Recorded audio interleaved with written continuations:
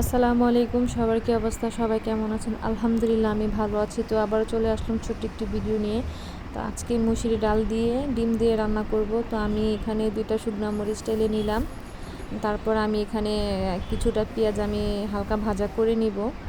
ভাজাটা হয়ে গেছে। তো এখন আমি অল্প পরিমাণ আদা রসুন অ্যাড করব। আদা রসুনটা আমি ভালোভাবে কষায় নিব।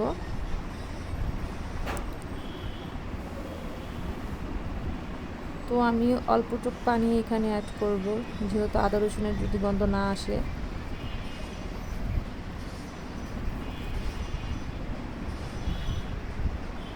তারপর আমি এখানে একটু মরিচ দিয়ে দিচ্ছি 1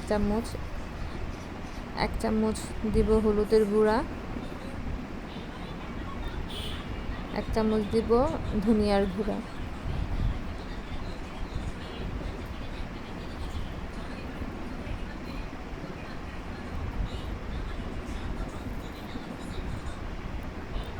দিয়ে দিচ্ছি স্বাদ মতো লবণ, যতটুকু প্রয়োজন ততটুকু দিয়ে দিলাম। তো এই তো অলমোস্ট আমার এখানে কষানো হয়ে গেছে। আমি এখন ডালগুলো ছেড়ে দিব। তো আমি ডালগুলো ভালো মতন নাড়াচাড়া দিয়ে আমি মাখিয়ে নেব। আমি এখানে কোনো পানি অ্যাড করব না। আমি 10 মিনিট ঢাকনা লাগা রাখবো। তো 10 মিনিট পর চলুন দেখা যাক কী অবস্থা।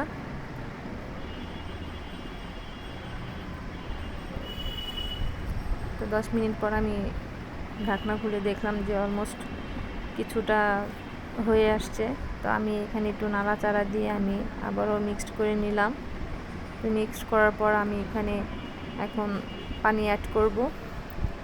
আমি বেশি পানি দিব না, আমি সামান্য অল্প পরিমাণ পানি দিব, যেহেতু ডালটা আমি ভিজায় রাখছিলাম। তো অলমোস্ট হয়ে যাবে এরকম ভাব আছে। তো আমি সেটার জন্য আমি অল্প পরিমাণ পানি দিচ্ছি।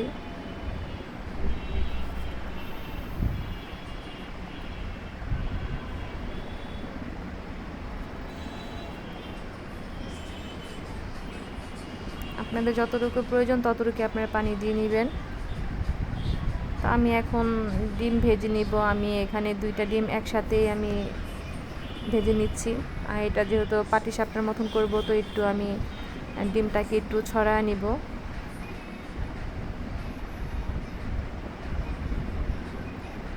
পাটিসাপটা করে নিলে জিনিসটা সুন্দর হয়। তো আমি এটার জন্য একটু ছড়ায় নিচ্ছি।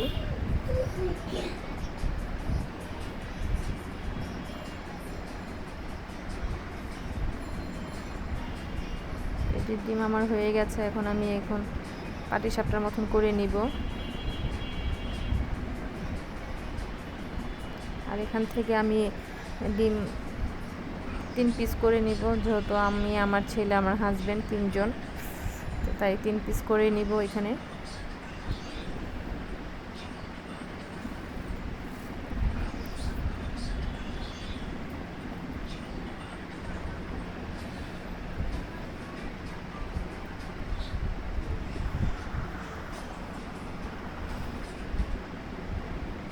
ডিমটা একটু হালকা ভেজে নিব, আর একটু ভেজে নিব ডিমটা। তো অলমোস্ট ভাজা হয়ে গেছে ডিম। এখন এর মধ্যে আমি ডিমটা ছেড়ে দিব, যেহেতু এখনও ডাল পুরোপুরি হয় নাই আর পানিও আছে। তো সেই ক্ষেত্রে আমি এখন এটাতে দিয়ে দিব।